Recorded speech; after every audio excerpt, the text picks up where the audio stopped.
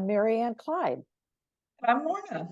and we want to welcome you today to the Isn't She Amazing podcast. And today we're going to talk about the ever-present issue of menopause. So we're going to talk a little bit about what is it, what are the symptoms you might be experiencing, and what do we think might be a good resolution for that. So Lorna, so since you're much younger than I am, we both decided we're both in menopause, have Right, been for a while. right. Okay. So what is it that you struggle with most? I feel like I struggled most with the whole weight gain. I was always like this thin or pretty reasonably thin person. And now I just feel like I'm just like gaining this weight like I never have. And I don't, and you look at all the reasons why, and you're older, you're fat, you have more fat than muscle, all of those really fun things. And so I kind of struggle, and I think a lot of my friends do also. It's like, is it because we're older? Is it menopause? Is it because we're not weight training as much as we should?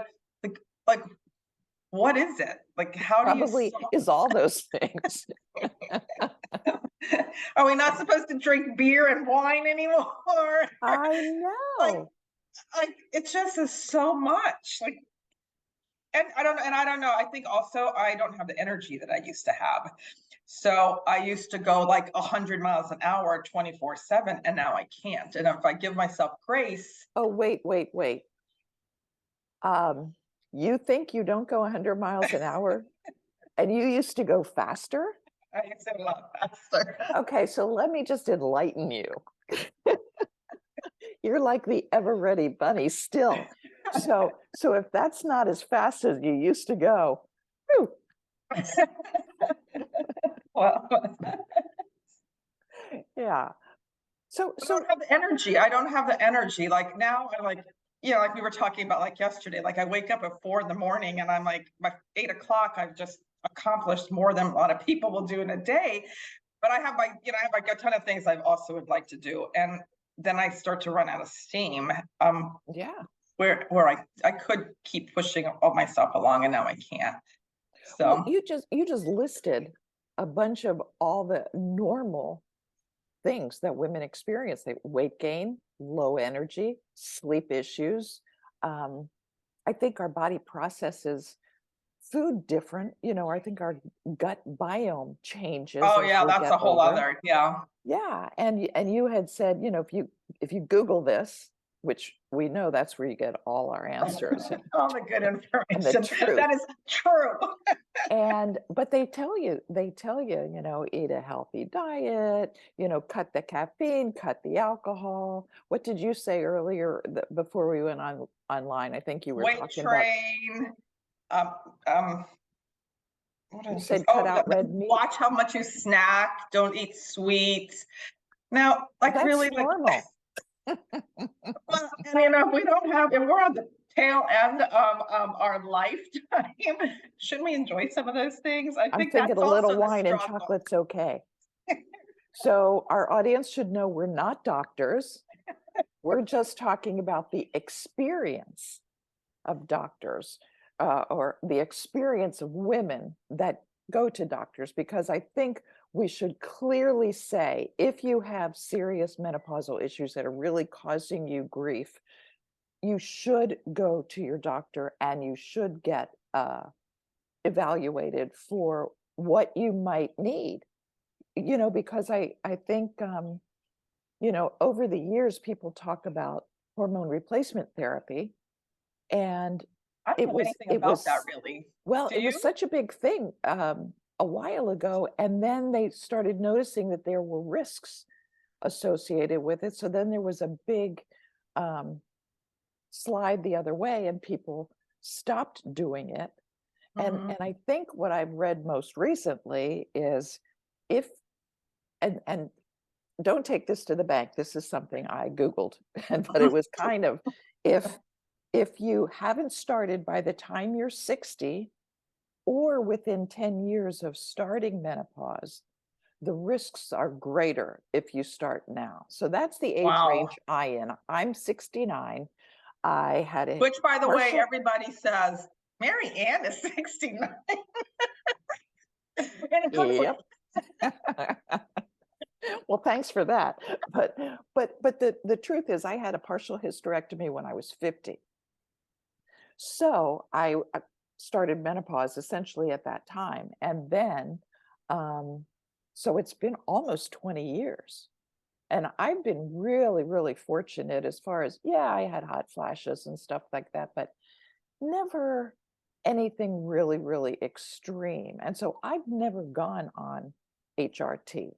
And at this point, they're telling me the risks are greater if I would go on it now. But honestly, you notice those little symptoms. There's little bits of things, about your digestion, your body odor even seems to change a little bit over the years. And I did find that if you take a probiotic specifically designed for menopause, and I think it's like Menlo Labs that provide those. I started one recently. It's probably been a week, so I don't really notice any difference or anything, but it's supposed to help your digestion and things like that. And um, but that's all I've really noticed is, and maybe I did see some of the testimonials online that some women who started those things lost weight. oh, So well, maybe so I if you should try. but it has to apparently be a probiotic that actually is designed for symptoms of menopause. And there's like a couple different variations. So if you look what your symptoms are you're dealing with, because I do think our gut is so informative about how our whole body reacts to everything. Everything. And so I just figured it would be worth a try, because it should help with sleep. It should help with weight gain at some point. I mean, yes, we probably should cut You out the alcohol. can't eat a bag of salsa and chips. It's not I going to work. saw I saw on LinkedIn this morning that a really healthy snack, and this is by a friend who posts really good stuff, is apples and dark chocolate, a really good nighttime snack. And I thought, I guess I'll just have to try just to support With her. your glass of wine. All right, a glass of wine too. I mean, because that's got all that stuff in it that's good for you. But yeah, It's so so the much to kind probiotic. of deal with, like what and what works for you. And I think that's some of it is we get impatient. I mean, I do, like, I just want to see like some results pretty quickly. And then you don't, you're like, oh, this mustn't be working. And then you Mhm. switch, you try and do something else. So it's like learning to kind of stick with that. Well, Just like because some anything. of the symptoms are so subtle and they could be related to so many other things, lack of sleep, lack of exercise, weight gain, mood swings, all that kind of Yeah. anxiety. One thing I do notice is some increased anxiety. So that's why I kind of like to double down on things like meditation and gratitude, things that I just seem to notice it more than, and I'm So do I. pretty laid back, I think, most of the time. So And am I, but I don't know if the people that live with me would say that. so I what think what sometimes kinds they're of like, oh, things? but I have kind of been very intentional of kind of switching that about me. But yeah, I do still feel anxiety about things I never did before. Yeah, yeah. But Even I do. driving, like I get like like over, well, like over bridges, I have a lot of anxiety over that. So that Never just bothered it's, you. I mean, I guess it's bothered me for a little while, but it seems to be worse. And Ah, so it's kind of those things that, like, where does that even come from? It's so irrational. so when did you figure you kicked into menopause? How old were Um, you? I was probably 50, 51. Okay. Seems It's to be about a 7 pretty years. common age. Yeah. Yeah. Yeah.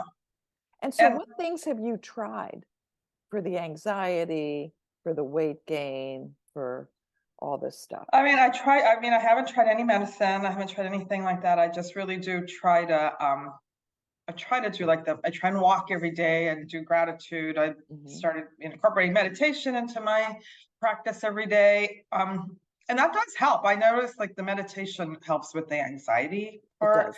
but I think with like the weight gain, that's like just the one thing that I just have struggled with in the last, and I think some of it was like COVID. I sat a lot, and I think I still sit way too more than I need to. So it's kind of like thinking like, what? So should we do our podcast while we're walking? Oh, that's a good idea. No, it's a terrible idea. Which just say Okay, no, Lorna. I got to do those little snippets. I'm like, But anyway, but you also have done something else. Now I think you started doing you read a book about just be.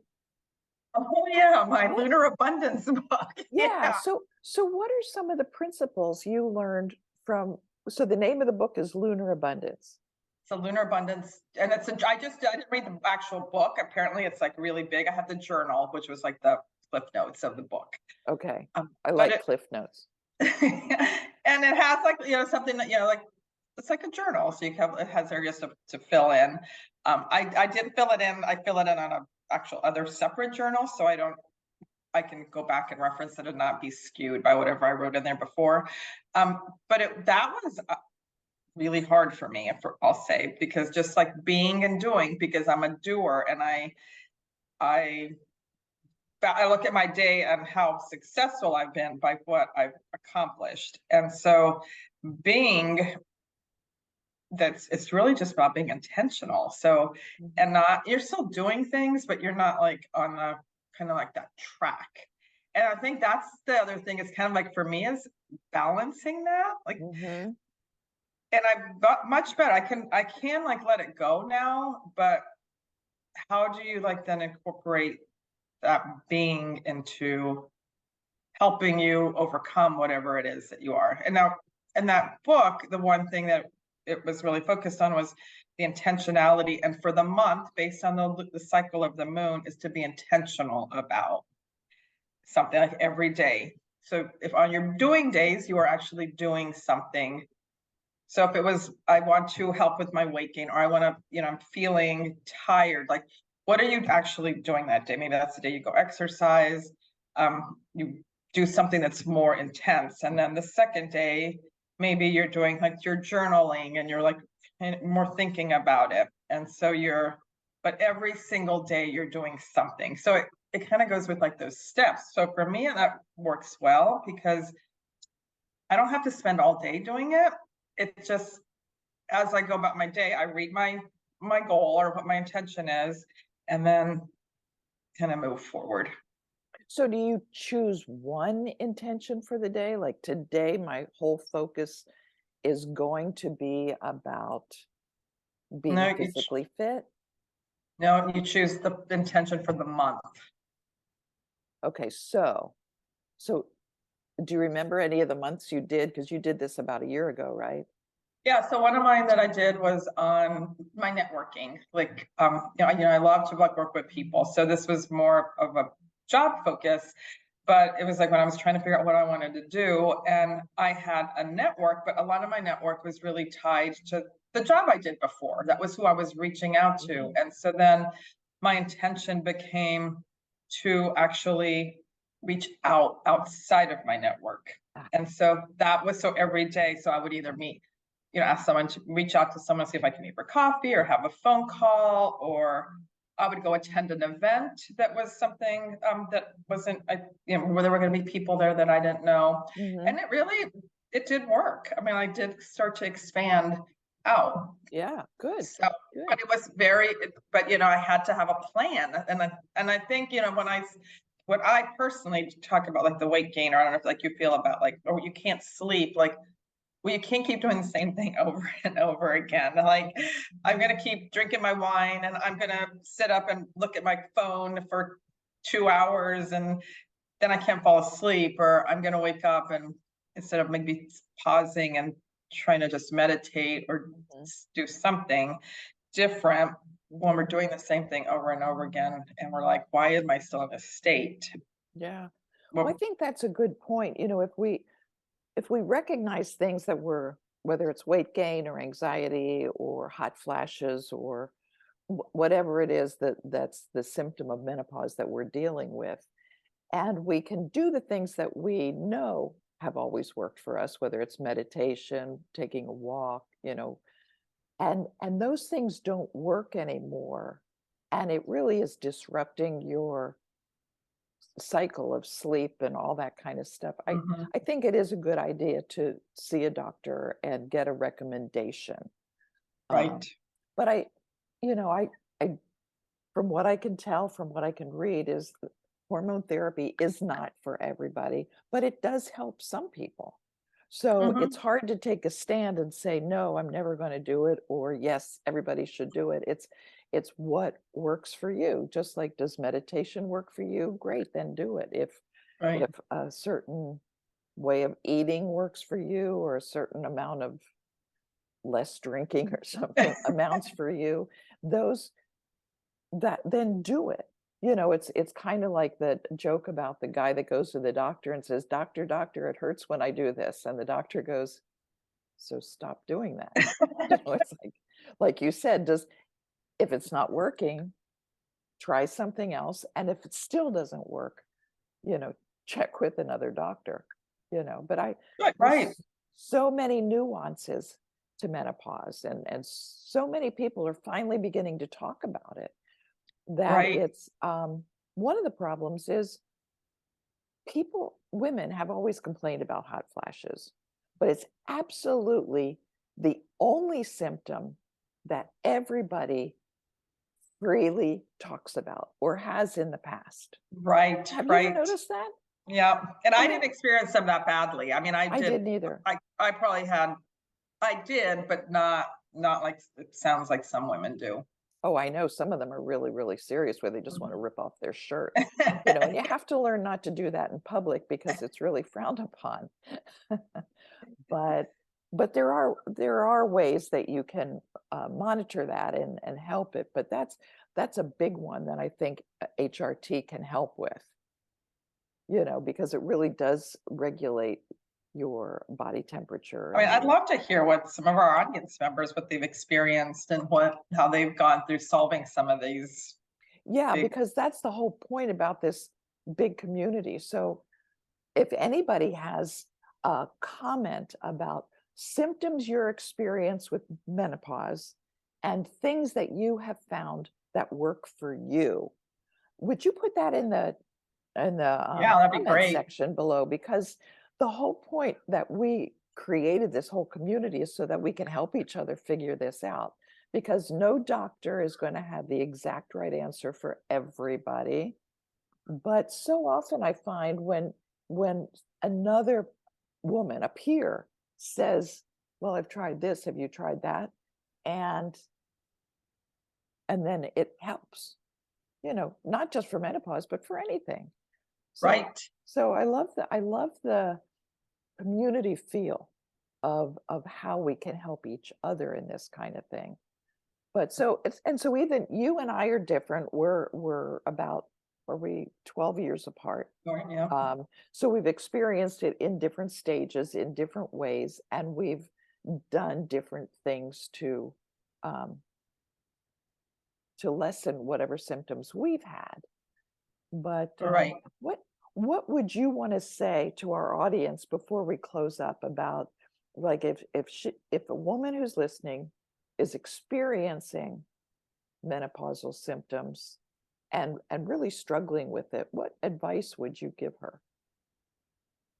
Well, there are a couple of things. I think, just as you said, is like rely on your community, ask other women what they're experiencing, go see your doctor, and also personally be intentional about like what you're looking like, really pay attention to what you're feeling, or journal, because I don't, like you start like to feel all these things and like one day you'll notice something, but then like 5 days later, maybe the same thing pops up for you again, but Mhm. really just like keeping track so that you can maybe start to see a trend and see where you can be intentional about really focusing. That's a really good point because I know we're big proponents about taking those steps. It's just Right, like if there's a problem, there's a solution. There's always a solution. But if you don't take a step towards a solution, you'll never know if it's the right solution for you. right. So So you so may have that's to really switch and pivot as you're kind of going, this isn't working, or oh, I'm finding that this is working. right. And it's the other thing I think that we also kind of stress is it's work. It is work. I mean, and it's habits that you form. It's habit, right? And our habits are actually what create the trajectory of our lives. So if Right. it's a simple little meditation or a journaling practice or one phone call to the doctor, I mean, that's not going to kill you. And it's just, I know a lot of people resist that, or somebody might absolutely resist hormone therapy.